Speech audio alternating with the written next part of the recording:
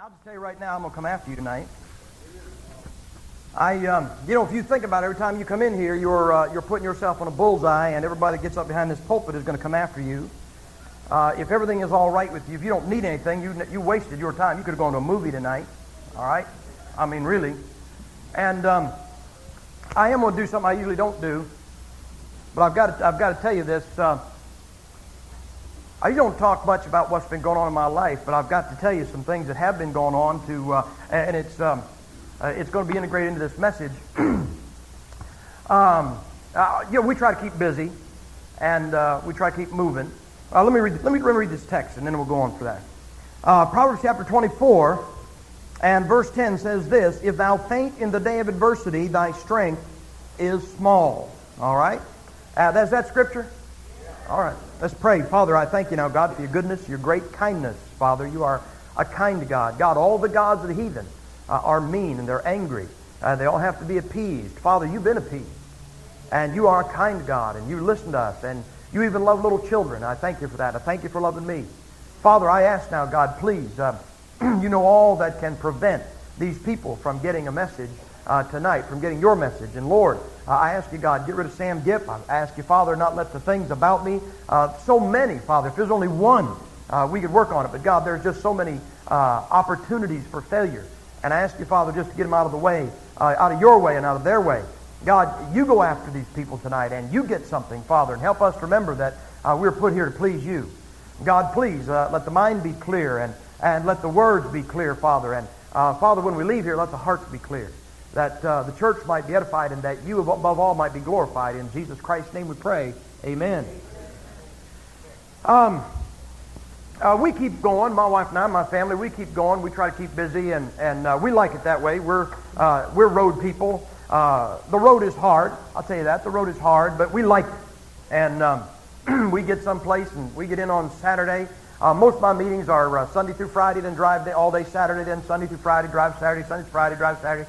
And by Friday, believe it or not, man, we're ready to go. We are ready to go. We're road people. One time we pulled in Atlanta, Georgia, for a meeting just north of Atlanta, and we parked, and then Kathy and I like to walk, and so we're walking down a little two-lane road, and that two-lane road went right across Route 75, big interstate, and we're standing on this bridge just looking down, and I told Kathy, it's Monday. We just got in Saturday. It's Monday. I'm looking down these traffic, and I said, Gipper, I said, I know it sounds crazy, but I said, I could go back and hook up right now and hit the road. She said, yeah, so could I.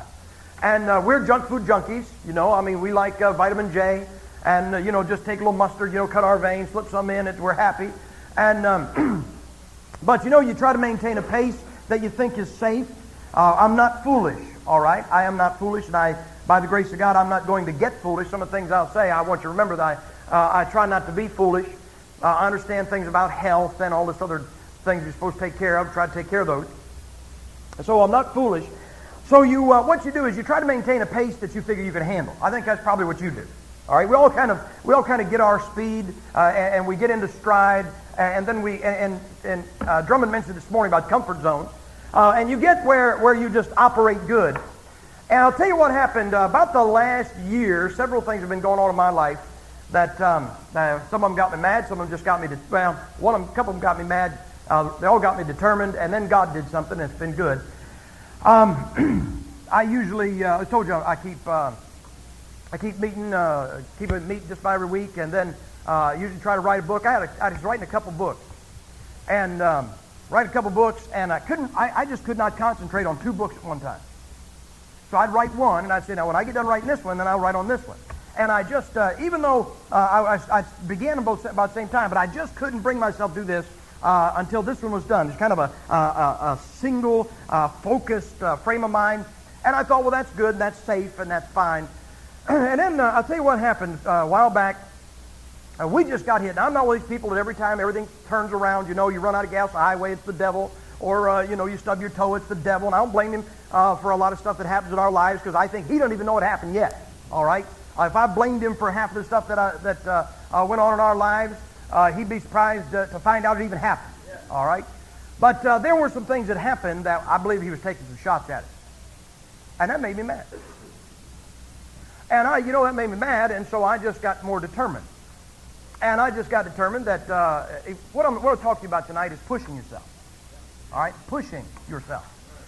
What I decided then was nuts to this one book stuff, and so now I'm working on 4.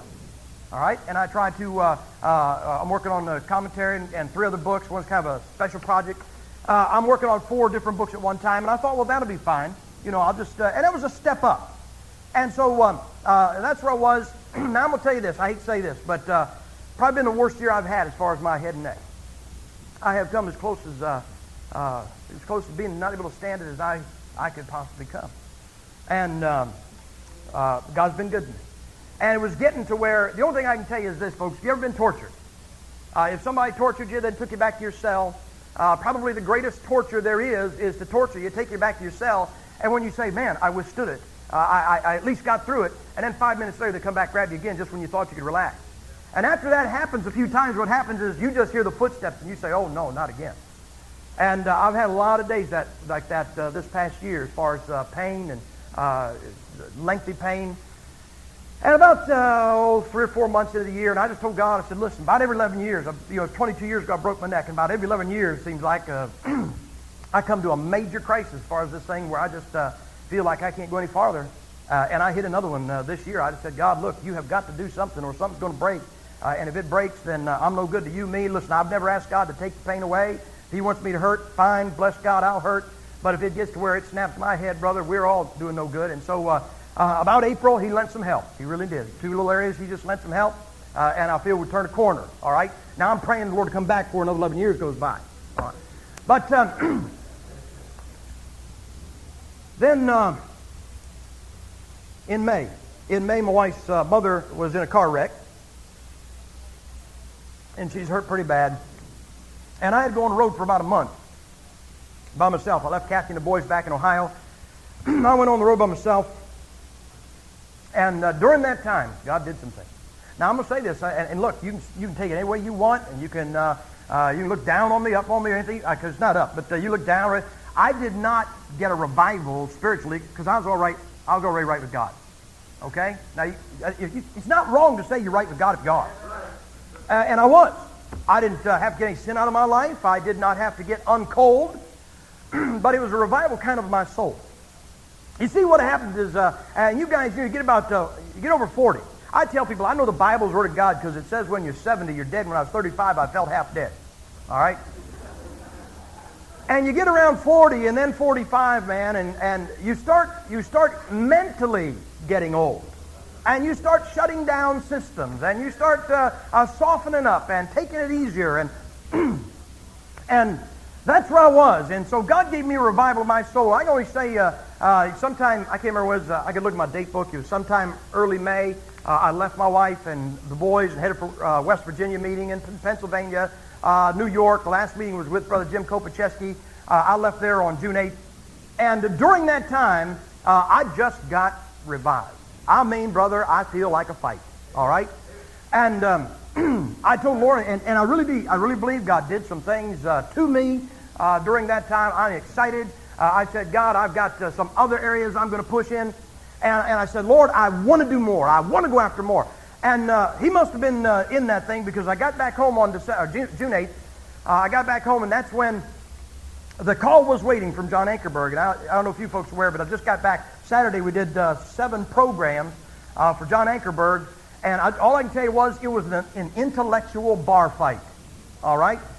It was an absolute, what they had the head of the NIV committee, Ken Barker, executive director, Art Farstad, New King James. They had Don Wilkins, New American Standard. They had this James White.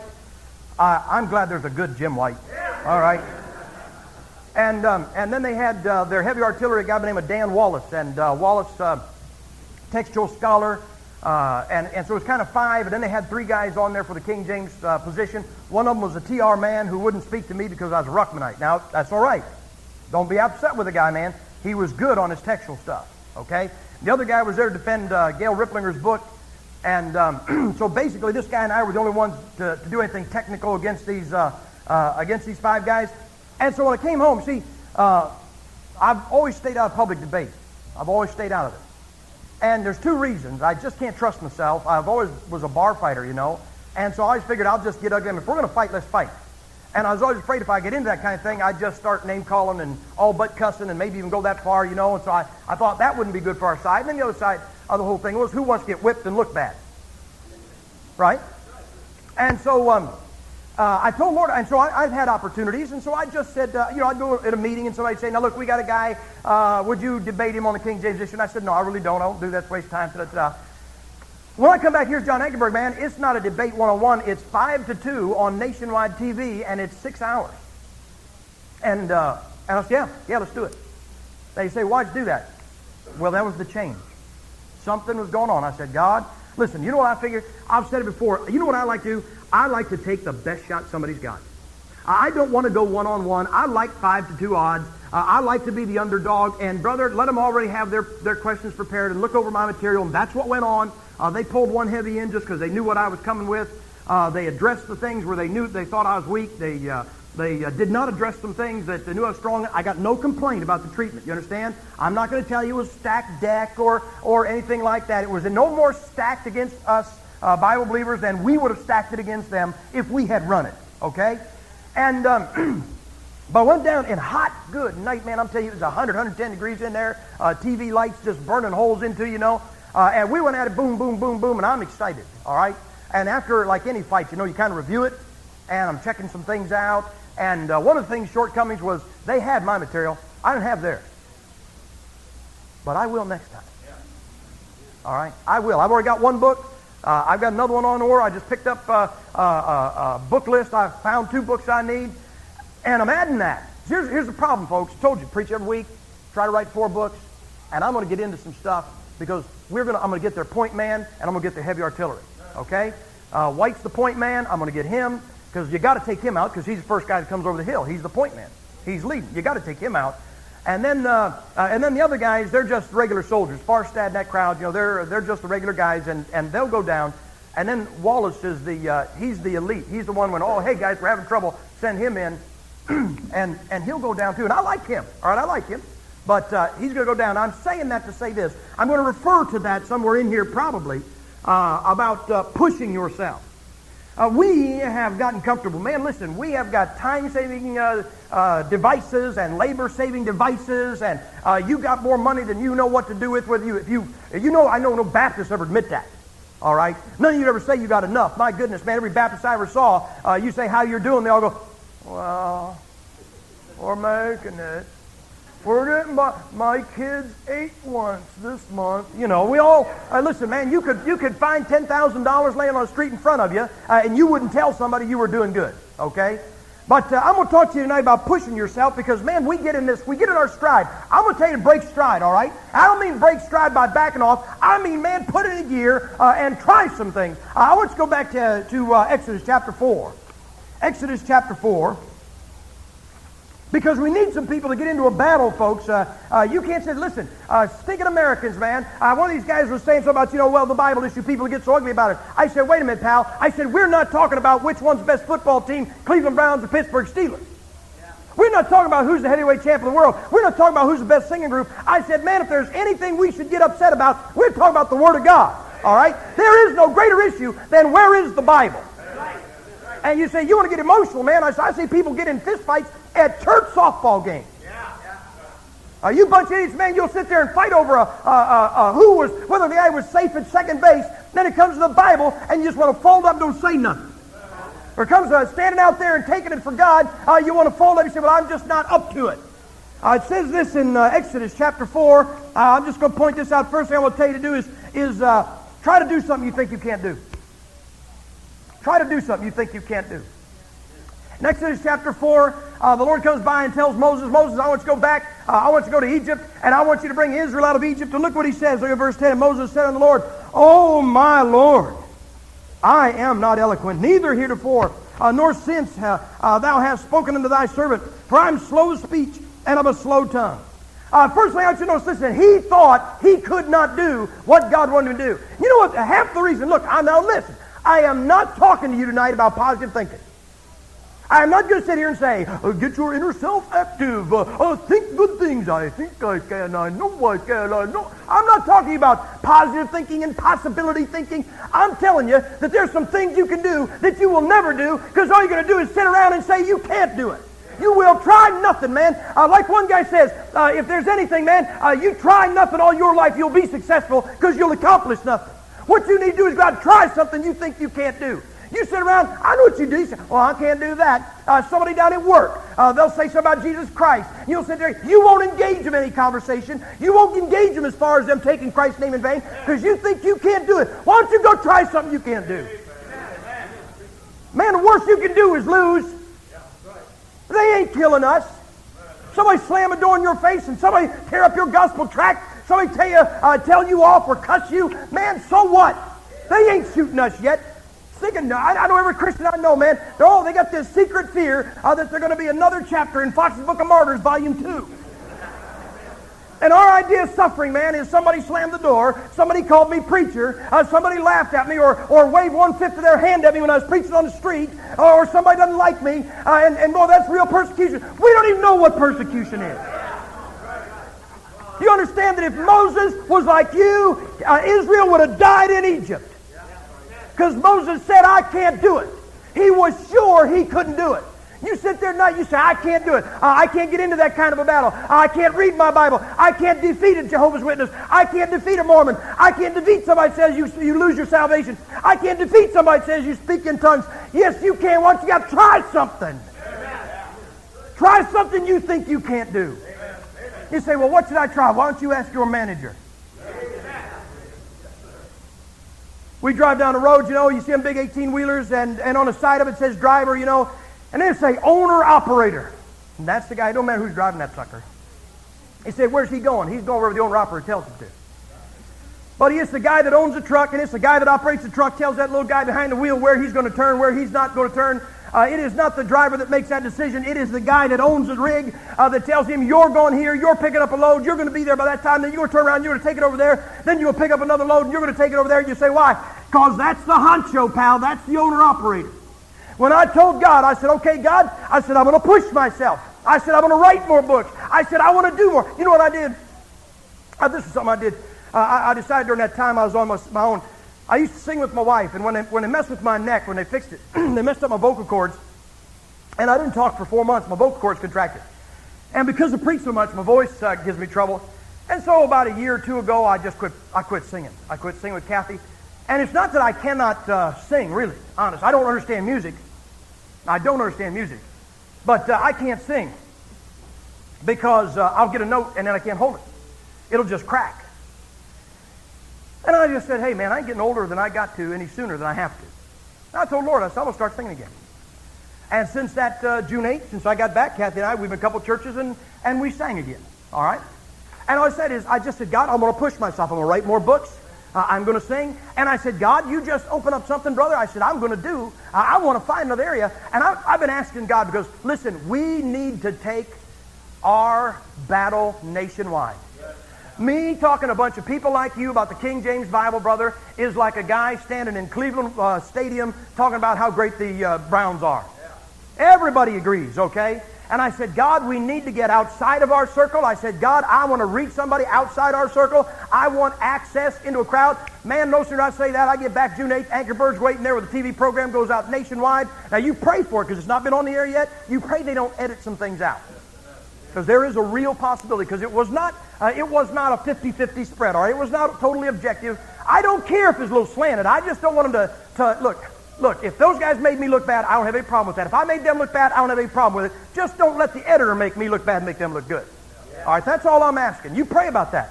What I'm saying is, man, there's a time if you just said, hey, man, you're going to go, I wouldn't debate a person face to face. When we got done with that program, Ankerberg said this. He said, I'd like you to do this again. I said, you're on. He said, I'd like you to do this in front of an auditorium, about 1,000 people sometime. We'll get out on the West Coast and we'll stand them up. I said, we'll do it. We'll do it. Now, I want you to know, brother, listen, I always tell people first time I do anything is the worst time. Because you ask Tom, first time they had a camp meeting, I'll bet they learned all kinds of things not to do. And then the second time, you get a format that works. And I said, okay, first time I went in, listen, man, I got my date book, man. I'm right on that airplane, brother. I said, oh, yeah, get that next time. Oh, boy, they overlooked that. And they couldn't answer that. I got the notes ready, brother. I'm going to start the study. I'm going to keep writing the books. I'm going to keep doing the preaching. And I'm going to go out every opportunity I can. I told you what I'm saying is there's a time when I'd have said I wouldn't because I couldn't go toe-to-toe, head-to-head, nose-to-nose, word for word with one guy, one-on-one. And here, man, it was 5-2 basically, and it ended up being 6-2 because Eggenberg kind of chimed in on their side. People, what I'm saying is, if you'd have told me I'd do it, told me I would try it, I'd say, man, you're out of your mind. I go, mess with that. You know what you need to do? You need to go out and try something you think you can't do for the Lord Jesus Christ. Man, listen, it ain't all the preachers that are the hitmen for God. What you think is every time something needs to be done, it's call the preacher, tell him what's going on, and have him go over there, Let him get killed. Let him hit those guys in the fist with his mouth, Hey, man, try something you think you can't do for God. You say, what should I try? Why don't you ask your manager, say, God, okay, what you want me to do? He knows your number. You don't have to tell him now, this is 862, but don't you worry, he's got your number, pal. And when the phone rings, you'll know exactly who it is. You know exactly what he's telling you to do. Get some guts and go do it. Try something you think you can't do. I want you to look at 1 Samuel chapter 12. 1 Samuel chapter 17. 1 Samuel chapter 17.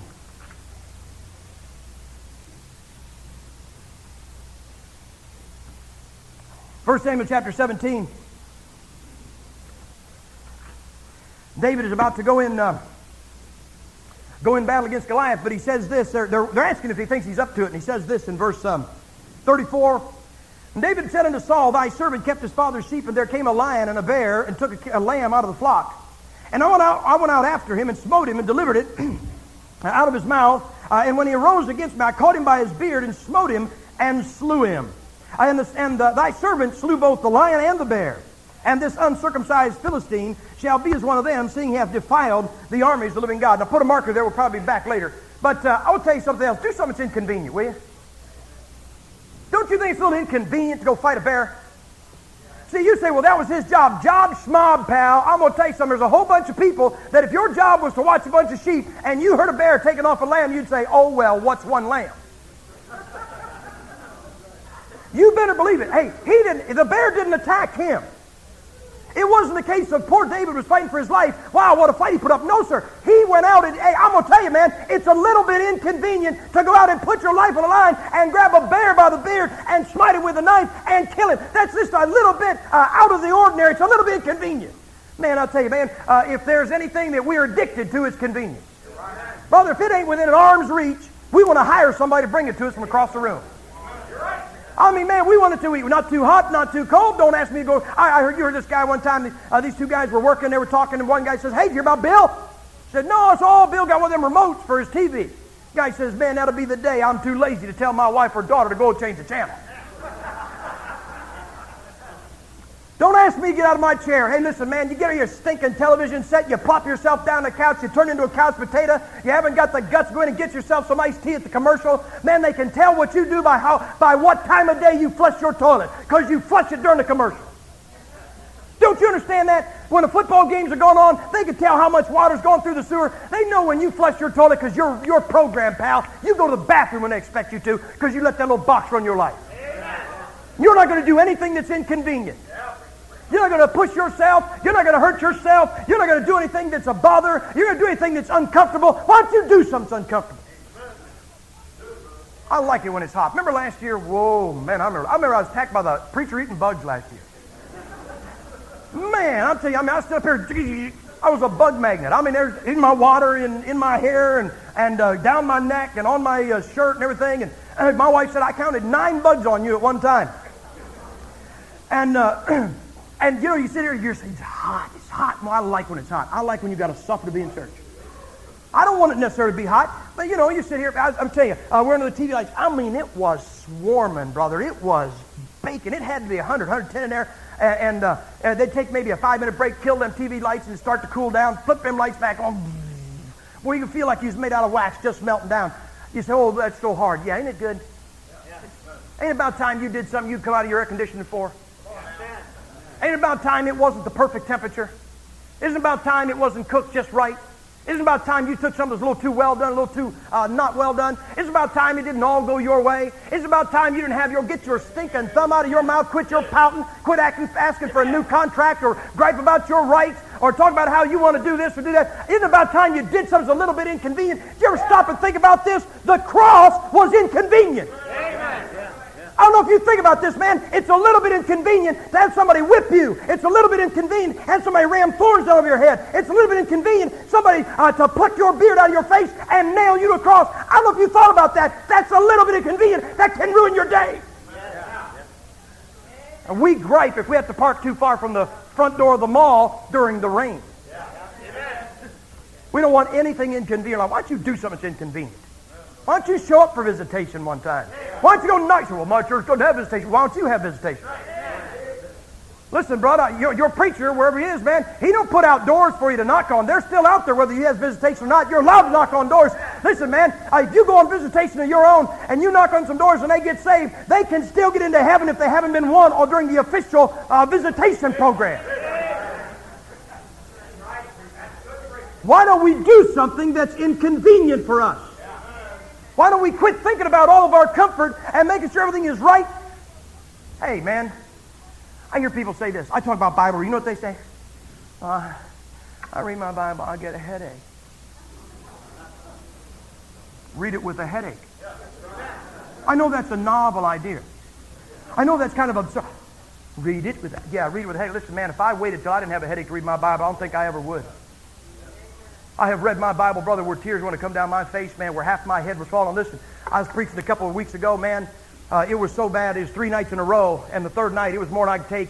And when I got done and I gave the invitation, I headed for the preacher's office. I couldn't even stand there and fake it and shake anybody's hand. It looked like the left side of my head coming off my head. I mean, I'd cough and feel like my head was going to explode. What do you think? You're going to sit around and wait till you feel good to serve God?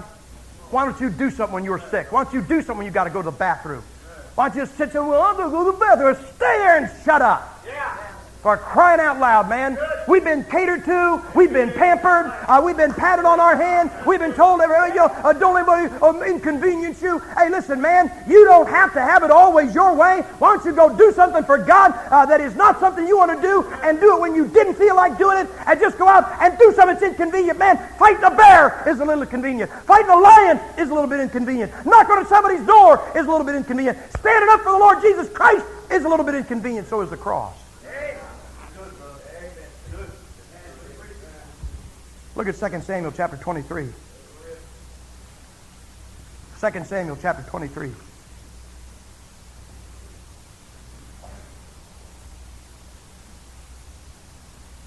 Second Samuel chapter 23, I like this guy.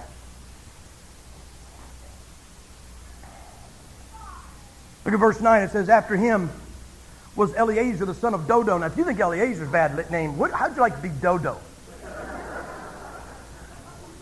I mean, boy, Jim, you talking about somebody who knew how to fight. I guarantee you, Dodo knew how to fight.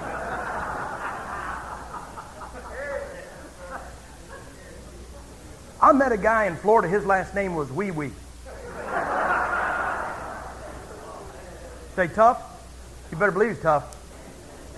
Like, well, you got it. Hey, what's your name? Mine's Dodo. What's your name? Dodo.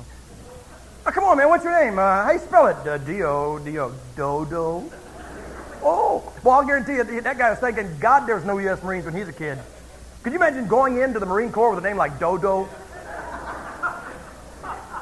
I had a friend of mine, his name was Hogshead. Hogshead. He went into the military.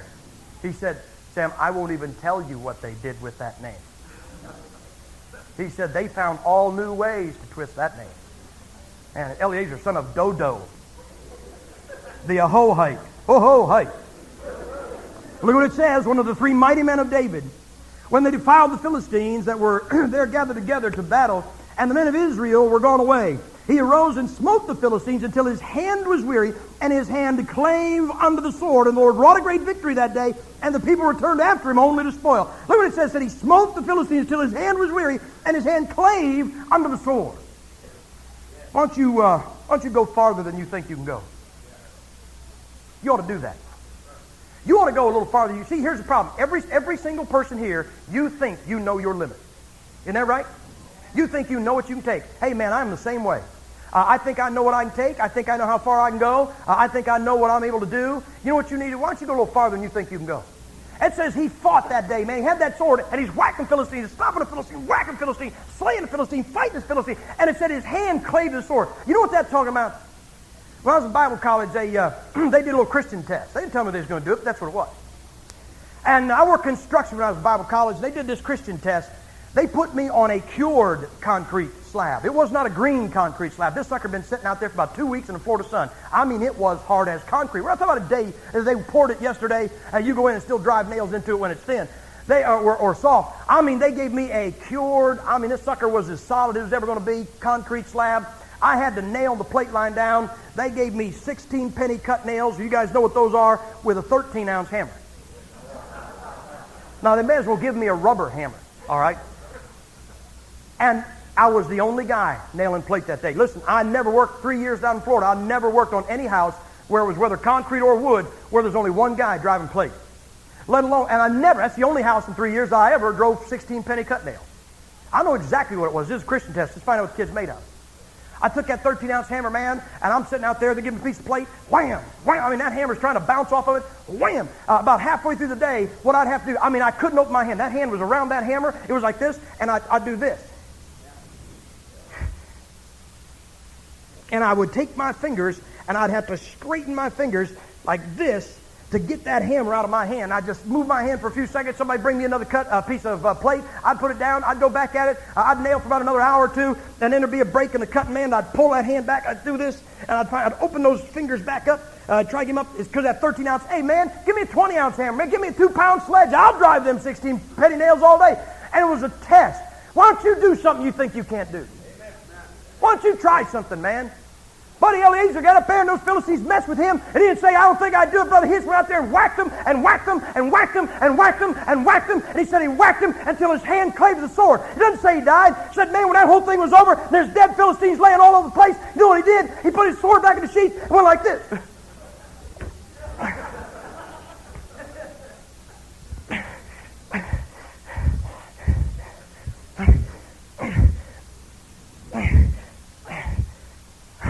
And he walked around like that for about a day. I'll tell you what, man. His wife gave him a cup of water. He went, here, honey, want some coffee? He went, the glass went everywhere. Water squirted up in the air like a geyser. So what's the matter with you, buddy? That baby, she's tuned today, man. It's tuned.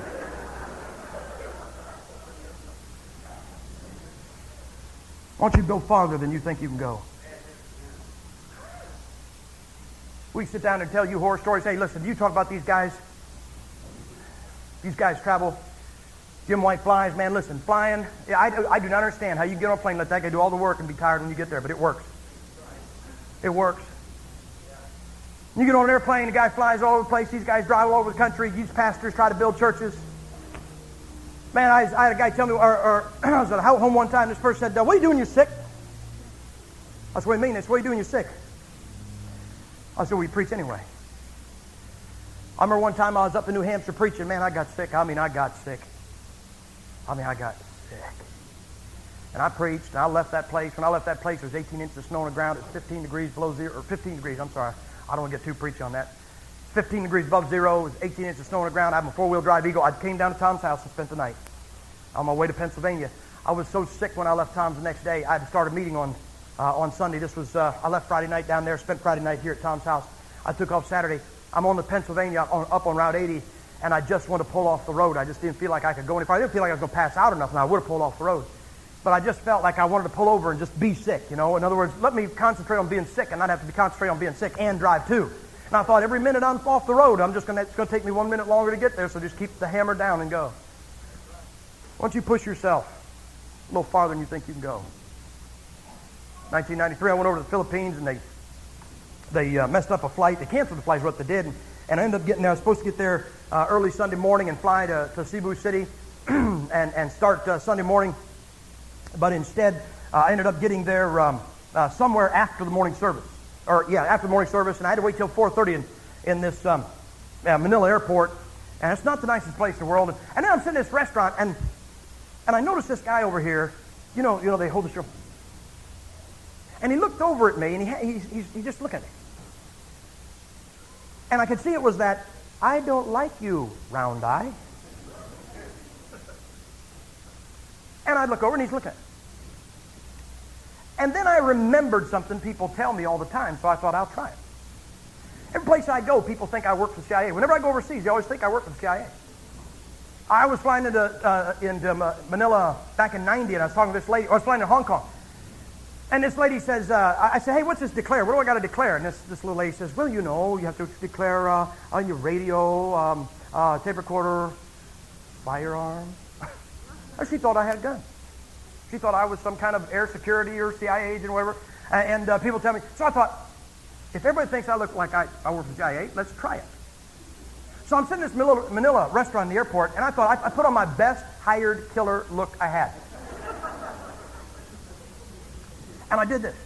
He's sitting over here, and I'm sitting here. I did this. I looked the whole restaurant over, every single face. I went.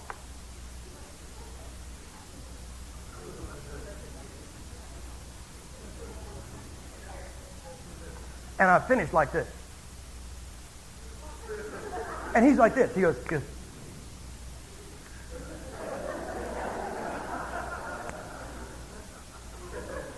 He looked up. Second dose got him out of the restaurant. I mean, I did the thing. I went through the act the second time, and the second time he went. And he left the restaurant, all right? But by the time I got to down to Cebu City, I had been in travel 25 hours. I got down there. I walked into the church as they were singing the songs for the evening service. I preached. I turned the invitation over to the pastor. I sat down in a chair and fell asleep. I mean, they're still having the invitation, man. I just fell asleep. Now, if you told somebody you're gonna travel for 25 hours halfway around the world and then you're going to preach, ain't nobody here to volunteer for that. I wouldn't volunteer for it again either. But you don't think you can do it. Why don't you push yourself farther than you think you can? I told you, this Dan Wallace, this fella, this guy that was on this TV program, he's a heavy hitter, brother. Speaks 10 different languages. He's an Oriental scholar. He's a textual scholar. And he got on a plane in Vancouver, British Columbia, and flew, like it was a 17 to 19 hour with all the connections flight to get there. We started taping at 10 a.m. He flew into Chattanooga at 9:30 in the morning. Flew 17 hours, 19 hours, whatever it was. Got into Chattanooga at 9:30. At 10 o'clock, we started the taping. Guy wasn't sleeping, man. We started the taping. Tape from 10 until 4 in the afternoon. At 4:45, at 4 o'clock, out the door he went. At 4:45, he was back on a plane, heading back that way. I don't care whether he doesn't believe the Bible or not. That's a tough dude. I'll tell you something. Why don't you try something? Why don't you push yourself? Why don't you push yourself just a little farther than you think you can go? I'll tell you, half the stuff you don't do, you don't start. It ain't that you started and you fell short. It's you wouldn't start because you said, I can't go that far. I can't do that much. I'll never make it. I was talking to a guy, one of the guys there. I think it was Farstad. Farstad New King James, and he said he was over in England with this guy that jogs. His buddy is jogging all the time, you know. And Farstad is not the jogging type. If you saw him, all right, he's about like that pulpit, you know. And he's not the jogging type. And he said, we're going to climb this. We're in England. We're going to climb this highest point in England. And he said, we started walking up that thing. He said, we'd have stopped 3 times for my jogger friend to stop and breathe. He said, I'd have gone right to the top. Now, you see, when they're standing at the bottom, who would you say couldn't make it? You'd say the guy that doesn't jog couldn't make it. The guy that does jog could do it counting cadence all the way. You know, he's going up there backwards, hands over his eyes, and the other guy, he'd go, you know how it is, man. I mean, brother, when I start to run, I get from here to the back of the auditorium, my lungs come out of my mouth. I mean, I'm salivating, brother, and my lungs are hanging out, and you want to throw up, and like you said, you got the alligator eating out the side of you. Man, you run and run, you think you can't make it. Why don't you push yourself farther than you think you can go? I'll tell you why. Because you already made up your mind you can't. You've already decided to let somebody else do it. It's somebody else's job. You sit there like you're unable to do it. Come on, man. We're Americans. We are the best people on earth. Hey, we're the people that when we think about it, we can go to the moon and back and play golf and drive around a dune buggy. Why don't you try something you think you can't do? Why don't you go a little farther than you think you can? Go back to 1 Samuel chapter 17.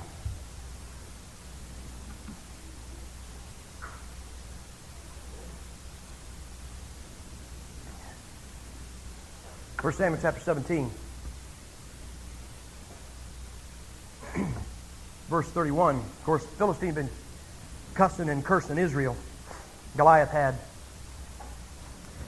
And when the words were heard which David spake, they rehearsed them before Saul. And he sent for them. And David said to Saul, let no man's heart fail because of him. Thy servant will go and fight with this Philistine. Why don't you accept the challenge? You know, if everything you ever do is going to be within your range, what have you accomplished? If you know how far you can run, if you know how far you can shoot, if you know what you are able to do, if all you do is once you do, you set the limit. That's the envelope. That's the outer limit. That is as far as you can go. If you set that and then you come back, you know, and then you just wing it so that you're always within, you got a little margin so that, you know, if you can run 5 miles, then what you always do is just run 4.5. Just try it, you know. Don't just always stay within your margin. Just always stay within your limit. Just always stay within your board. Why don't you accept the challenge? Why don't you take something just too big for you? Hey, listen, man, Goliath's a bad dude. That guy, there ain't no telling how many people. I guarantee you this wasn't the first fight Goliath was in. Man, he probably had some scalps hanging from his belt, and there were a whole lot better men than David going out there thinking he was going to take care of him. We don't accept the challenge because we're afraid to lose. You know what we want? Hey, come on, man. Look, I'm glad if you got every safety pin or Sunday school pin from the time you were 3 years old because you've never missed a Sunday since then. Isn't that nice? I know it's going to sound very hard and very cold. I believe in medals for men that are wounded. I don't believe in medals for men who are prisoners. Why do you give a medal to a guy that got caught? Well, it wasn't his fault. How do you know? All the other guys made it back. You give a medal to a hero. And we've got to have pins and medals for everything. And we want to have our, our official pin and our official medal. You know, I cleaned the bathrooms at the church medal, and I swept the floor medal. And we want our little brass plaque because I gave to help buy this pulpit, and I gave to give the organ. We want all these little medals. Hey, listen, man, you want a medal? Go win the Congressional Medal of Honor. You guys are in the military, man. If you've got a silver star somewhere, if you've got a bronze star somewhere, you did something for it. Okay? You know what? We want to wear medals. We want victories. We just don't want any battles. We want victories. We just don't want to have to go out in harm's way. I told my wife, listen, before I left here to fly down to Chattanooga, I told her, I said, Kath, look, I said, it does not bother me if I go down there, I'm humiliated. I said, it does not bother me. I said, I don't care. I said, if they bring me down a couple notches, it never hurts to be brought down a few notches, all right? I tell this man, get whipped, but learn what whipped you. If it was a right hook, that's okay. Don't you ever get whipped by a right hook again. It better be a left uppercut next time. He better surprise you next time. He knocks you out 3 times with the same punch every time. You're a fool. I said, listen, if I go down there and I get whipped, I don't care. I said, I just want to engage our foes in battle. Listen, honest, people, I don't mean to blow this thing, but there's no bigger guys to face. There are no bigger guys to face. Somebody said, well, I'll tell you what they'll do. Instead, they'll just they were there. We're talking about the head of the committee. We're talking about the guys that write the books. We're talking about the guys that are the movers and shakers amongst textual criticism today. Around the world. The one guy for the ASB flew all the way in from Athens. He went out with Wallace at the 4 o'clock plane and took off to go back to Athens. I mean, these guys they're there. They're with the manuscript. They've done it. All I'm saying is, man, I told Kathy, I don't care. I just want to go do something, man. I just want to go out there, but I just want to make them know something happened. I'd like them to make them mark the date on their calendar. You understand? Listen, I've been up against some guys. I looked at them, I said, this guy's going to whip me, but he's going to remember today. I remember one time I was on staff at Maslin, and our church had tracts, and the tracts had the pastor's picture on them. And I was making hospital calls. And I got on the elevator, and I was going to like the 6th floor, and these people got on 2th floor, 3rd floor. This other guy got on, he's going to the 5th or 6th floor. And I started passing these tracts out on the elevator, and I hand it, now look, I don't care if people say I don't want it. I don't care if people say I don't like that guy. But this guy takes the tract, he goes, oh, him. I said, grown up. I said, what's the matter with him? They're going to believe what this guy said is true. And I just looked up at him, I said, you're a liar. Now, I realized when I said that this is going to be the elevator trip of a lifetime for several people. There's not a lot of room to maneuver an elevator, especially when you've got 4 or 5 people standing behind you. Now, I guarantee you they was against the walls about that time. I said, you're a liar. And I'm about to give this guy the elevator hit right like this. He said, you think you're going to whip him? You think I thought I could whip him? Are you kidding? My plan was to hit him in the fist with my face until he got faint and then try to spring something on him. And it was now his move, pal. I mean, he stood there, and about the next second, the little bell went ding, and we hit the 2nd floor or the 3rd floor where he was going to the 5th, and he just went out with the crowd. Good, let him walk the steps. He's going to lie about my preaching. Let him lie. Let him walk. Let him walk. He's already in the hospital, pal. He wouldn't have to go far for any treatment. Why don't you accept the challenge? You know what our whole problem is in Christianity? I'll tell you, we're a bunch of gutless worms. Every time we want to do something, you know what we do? We got to call up everybody and say, I'm going to go do this. Who'll be with me? Who's going to go take a stand with me? Why don't you take your stand, you stinking bum? Man, I'll tell you, preachers sent out a bunch of letters. Well, now the government's coming to close me down, and I want everybody here. Listen, I'm sorry. Now, look, I think Lester Roloff was a great man. But ever since Lester Roloff had a bunch of men stand around his home in Corpus Christi, everybody thinks everybody's got to do it for everybody. Well, I hear these guys say, well, nobody will stand with me. I had this, when I was pastoring, we had Alberto Rivera in my church. There was 4 churches, we all had him in. The first guy had him in, I had him in, 3rd guy had him in, 4th guy had him in. First guy had him in was kind of a dope. Okay? And it was his idea. He said, I'm going to have Alberto Rivera in. Would you like to have him in? I said, yeah. So he had him in, then he came from his church to my church, from my church to this other guy, and from this guy to this guy. The press didn't find out he was in town till the 4th guy. Oh, did that poor guy go through the ringer. I mean, they gave him a hard way to go. This guy was mad because they hadn't found out he was here. And he didn't get to go through that. And so we're having lunch one day, this guy, and the guy that had the trouble. And he says, I'm going to have him back in. I said, why? I mean, he was good. All right. I said, why? He said, I'm going to show them that they can't tell me who I can have my church. I said, we've already had him in. We've already proved that. Haven't we? Well, I'm just going to... And he says, I just get kind of tired of charging and nobody backing me. I said, brother, we've all had him in. I said, I had him in for what he'd do for my church. I said, I'm not having him in to cause a problem. I said, if you want to say we want to show them that we can have anybody in we want to, we've already done that. I said, I'm not going to charge a hill and get killed because you want to be dumb. He said, what do you think I ought to do? I said, I think you ought to go home and mow your grass.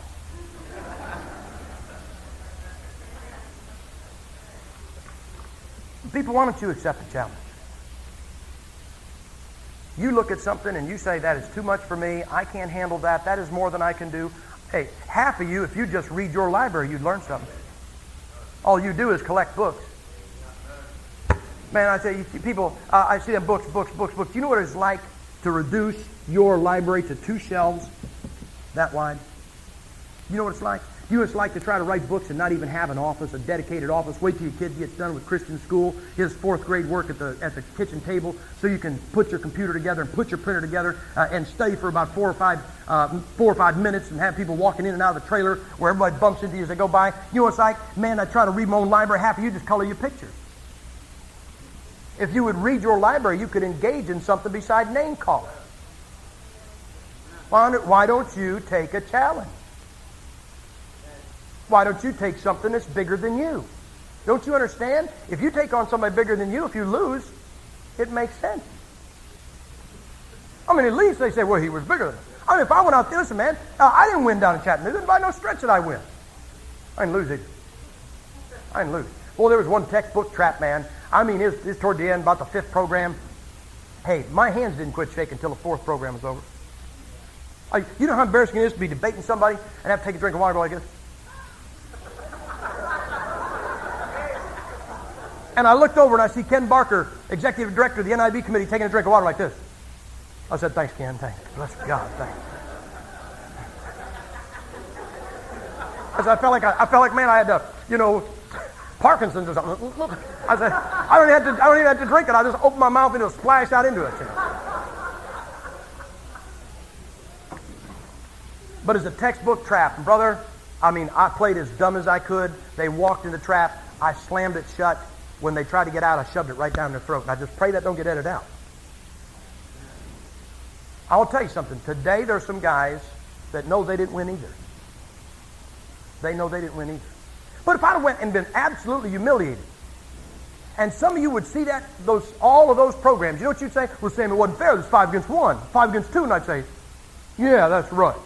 It was 5 against 2. That is, hey, listen, you ever try to fight more than one guy at one time? I fought 2 guys at the same time once in my life.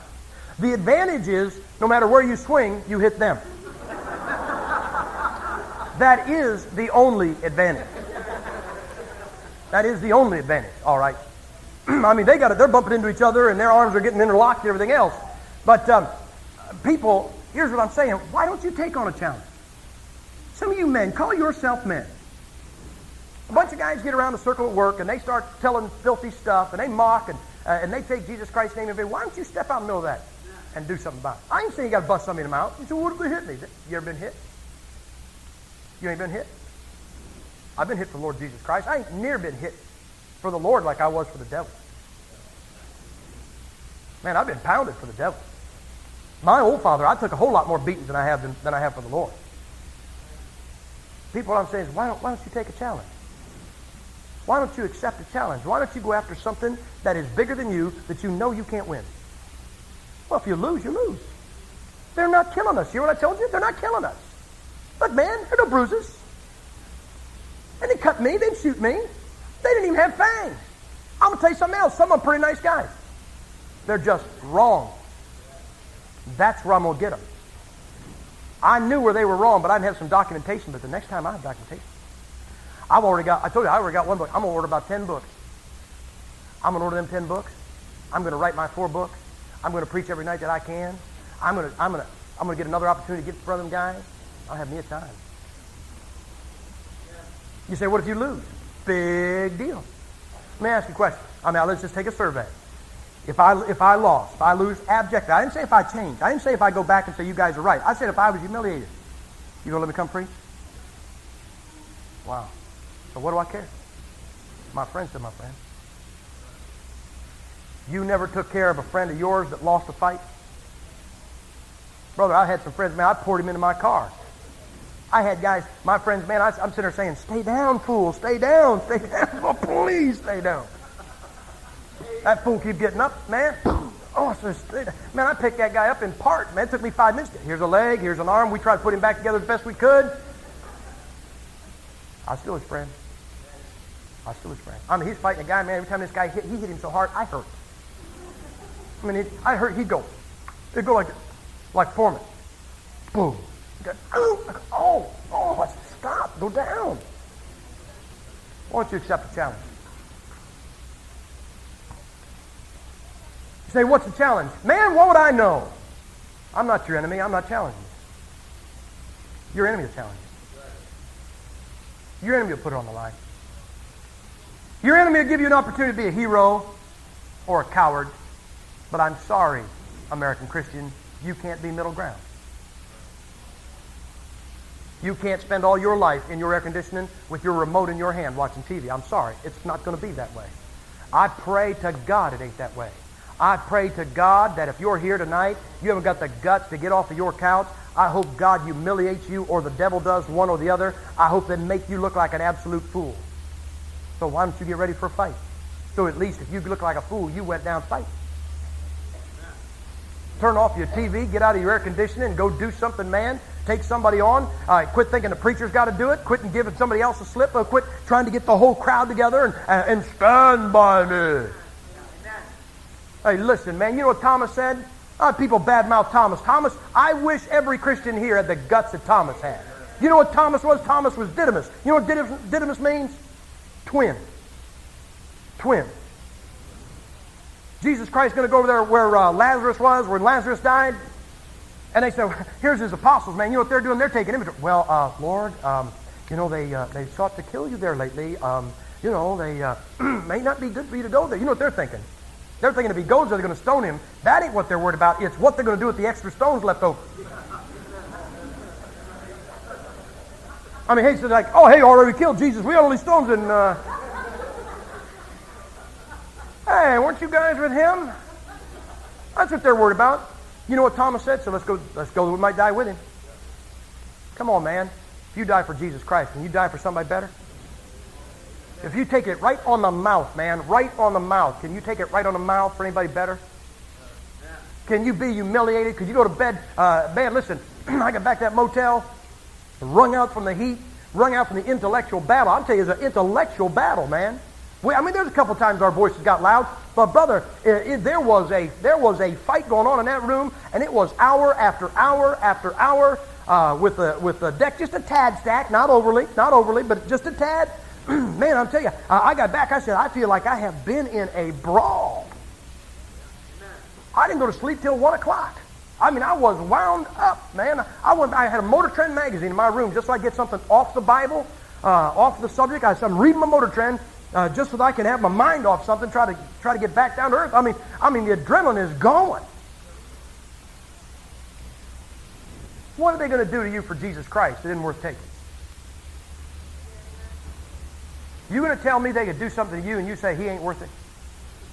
You're going to heaven, aren't you? He's bought your soul. You know you're going to go. You know they're not going to kill you. But boy, it gets a little inconvenient, gets a little tough, gets a little hot. Listen, there's two words to describe your Savior. In Isaiah chapter 53, despised and rejected, and you don't want them ever to be used to describe you. Brother, you know what I figure? I want to be a bad name someplace. I want there to be 5 guys now, when they hear my name, they want to spit. I want 5 guys, man. Listen, there are 5 guys. They're all over the world right now. One of them's in Athens. One of them's in Vancouver. The other 3 went all their homes. I want them, when they hear my name, I want to go, him. That's what I want. I don't want him to say that about me. I don't want Jim White to say it. I want James White to say it. I want James White to say, oh, him. And I'll tell you something, brother. By the grace of God, and I know he's listening. I know you're listening. By the grace of God, he's going to seek me out. And all I'm praying, you pray, because it's going to take about a year. Minimum. People, I write a book. I will work on my computer, and sometimes it'll be 2 months before I can turn my computer on to write another page. During that 4 weeks that my wife was back in Ohio, I probably got 10 or 11 pages written on a book. I never get that many written in a year. You say, boy, you don't do much work. You don't know what this life is all about. You don't know what this life is like. And if you think it's vacation all year long, come join us. And if you think it ain't that tough, I'll tell you what, next time Anchorbird calls me, I'll call you. You go do it. You know what this thing with Goliath has done to us? I'll tell you what it's done to us. It's made us all spiritual smart alecks. Can a kid whip a giant? Come on, can a kid whip a giant? Oh, you cannot. There ain't no way a kid can whip a giant. Come on, where you been? You put a kid out there against a giant, brother, he'll roll him up like a basketball and shoot him through a hoop. Now, what was the difference? Yeah, it was God. And so now every time somebody says, well, I've got a big battle coming up, there's always some smart that says, well, brother, God take care of you. Well, why don't you go out there and let God take care of you, big boy? Come on, old man of faith. You go out there and take 4 or 5 of them on by yourself. Well, God's with you. Yeah, okay, God's with you. Why don't you do it, big boy? Why don't you take a challenge? Look at Luke. Chapter 21.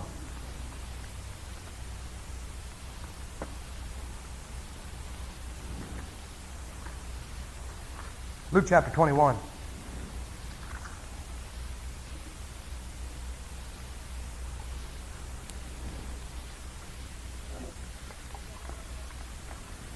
Luke chapter 21, look at verse 1. It says this. And he looked up and saw the rich man casting their gifts into the treasury. And he saw also a certain poor widow casting in thither 2 mites. And he said, of a truth I say unto you, that this poor widow hath cast in more than they all.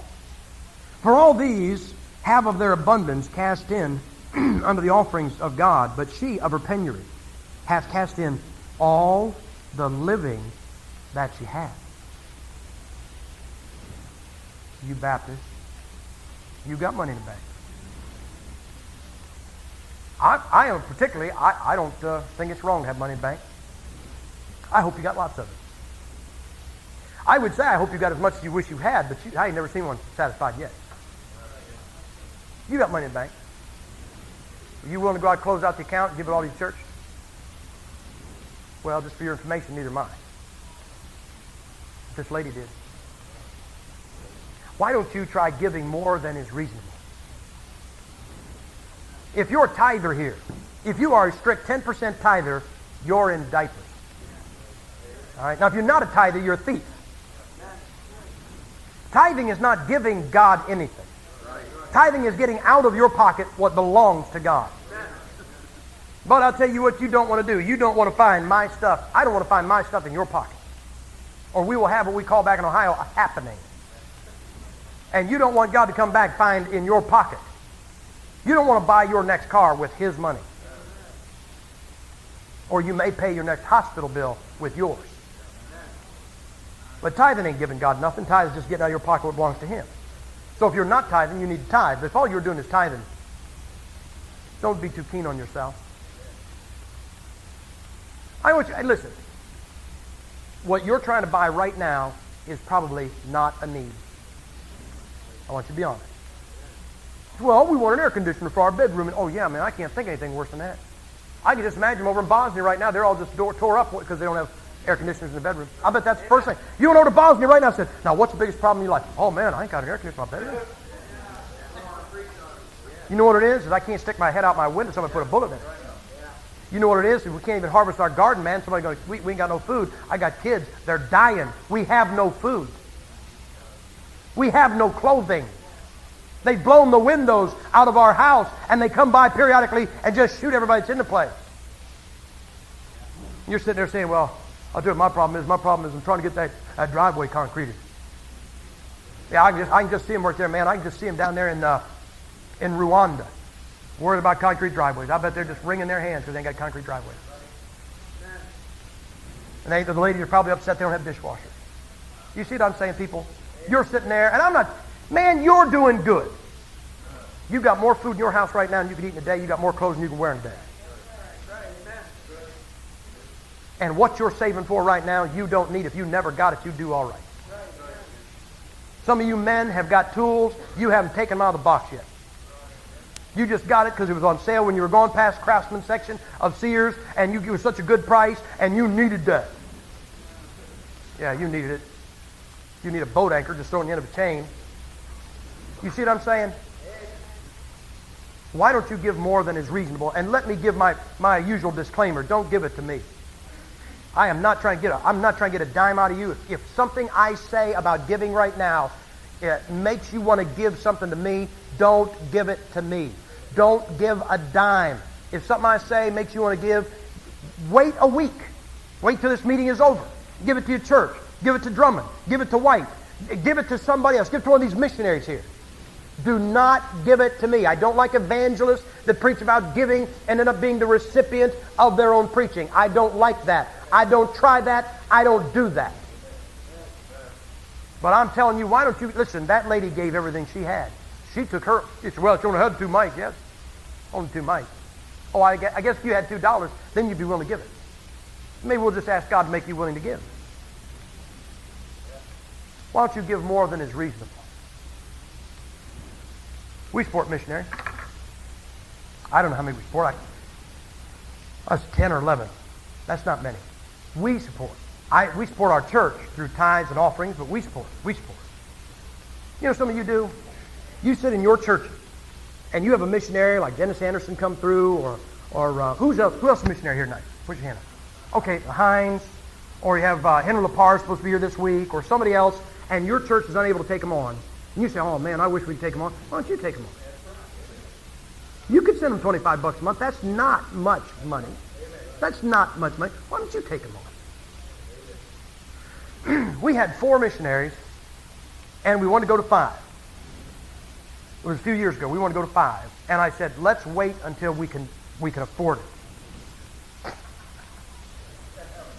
I lied to myself on that for about 3 months. And look, man, I said, hey, if we're going to wait till we can afford it, we ain't never going to do it. I said, take number 5 on, Gipper. And I said, take on number 6. And then another one, and then another one. You see, you must have a lot of money. Oh, no, sir. No, sir. Listen, last April, the U.S. government took everything I had and left me with 2 bank accounts with $50 in each one of them. And when I got back from Chattanooga, they had a letter in the mail, want 500 more.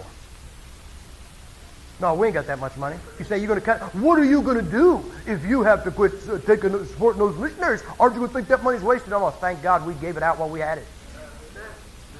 Why don't you give a little more than is reasonable?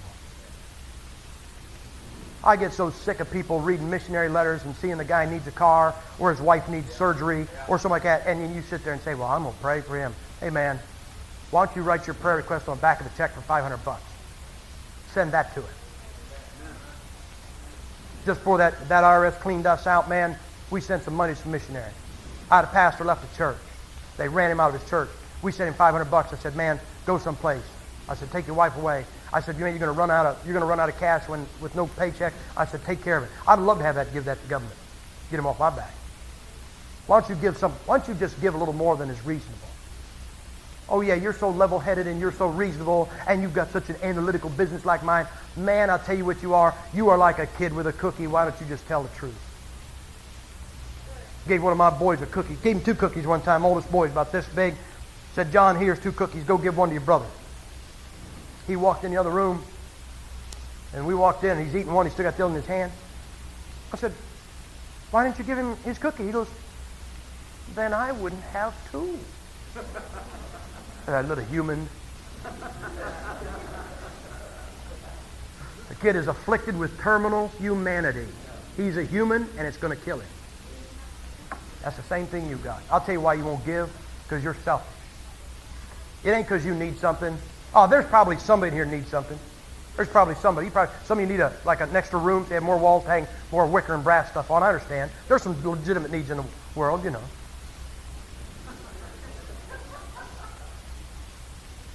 Why don't you give more than is reasonable? Why don't you, I'm not telling you to close out your bank account and give it away. Oh, I know you're all saving for a rainy day. Well, it rained today. Why don't you give something? If you're saving for a major disaster, God forbid you don't have one, and then you saved all that money for nothing. Why don't you give more than's reasonable? Listen, what that woman didn't make any sense. And see, here's our whole problem. We've been so used to this Bible that we look at that and say, well, she did right. I don't get so smug about she did right. You ain't got the guts to do what she did. I haven't got the guts to do what she did. I haven't got the guts to clean out my bank account and throw it in the offering plate. Let's not just make this thing. We read this book and we don't take what's going on in it serious. Oh, well, God will reward her for that. Who are you to talk about what reward she's going to get, pal? Why don't you give more than is reasonable? Why don't you push yourself? Why don't you give some of your mad money away? Why don't you buy some Bibles for some of these guys on foreign field? Why don't you help some of them printing ministries? I don't have a printing ministry, okay? I print books. I have books printed. I don't have a printing ministry. So when I say a printing ministry, I'm not qualifying myself in there. But I talked to a guy. He said this guy's got a track ministry. We all have the tracks. Lebanon. Fellowship Track League. Wash Pennington. Wash Pennington said a semi-trailer, 40-foot semi-trailer of paper last year cost $10,000 for a semi-trailer. This year it cost $22,000. Same paper. When I went to get my Acts commentary printed, I called the company that's always done my books. She said, Brother Gipp, she said, I've never done this. She said, when she gave me the price, she said, now most of my prices, they've always been good for 6 months. She said, I can't even guarantee this for a month. She said, I can't even be sure for a week. I talked to her Monday. Friday, she called me and she said this, I've never done this. I don't do this with people to push them to make an order because we're pricing out the book. She said, the price I gave you this past Monday, this is Thursday. This was Thursday. She said, if I don't order the paper tomorrow on that price, it's going to go up Monday. The price wasn't good for 7 days because of the price of paper. Why don't you give about $1,000 to print ministry? Well, okay. Why don't you do it? Well, that's not reasonable. Bless God, you've arrived. Why don't you help a missionary? You got mission letters up somewhere in your church.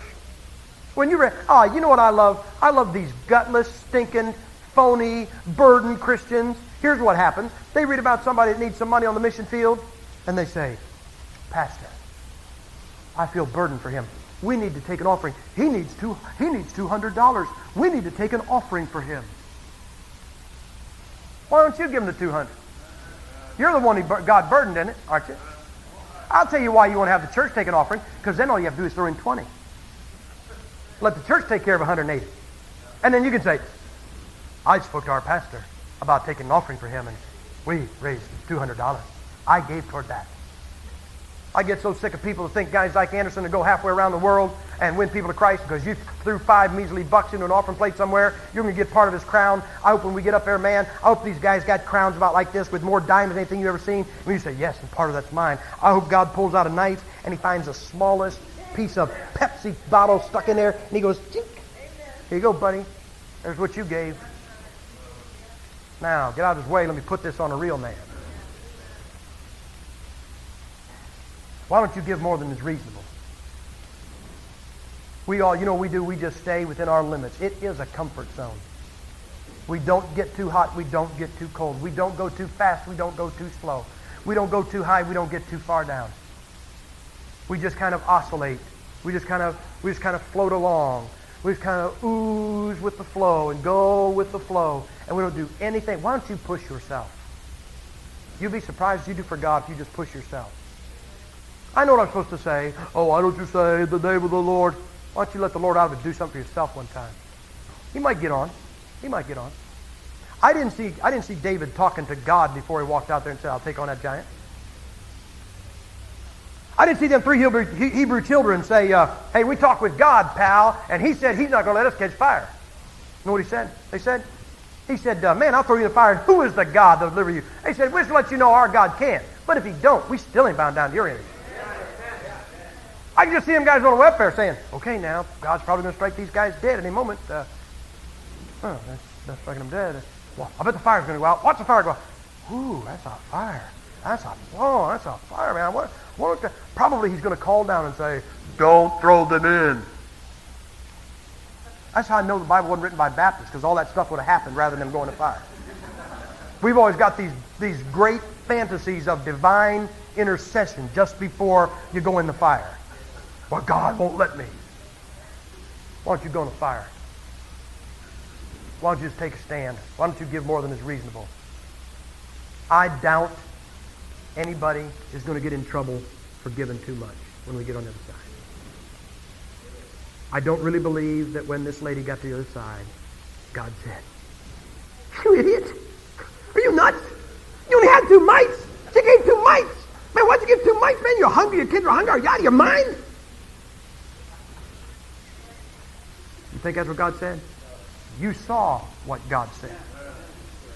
You know what you like? You like to think that you're right in the same class with that lady. John said, I am not worthy to unlatch the shoes of Jesus Christ. We are not unworthy to latch this little sinner woman's shoe. That lady walk in here, brother. She's on ground you and I have never visited. The problem is, some of you could if you push yourself. And some of you never will visit that ground. Stand with your heads bowed.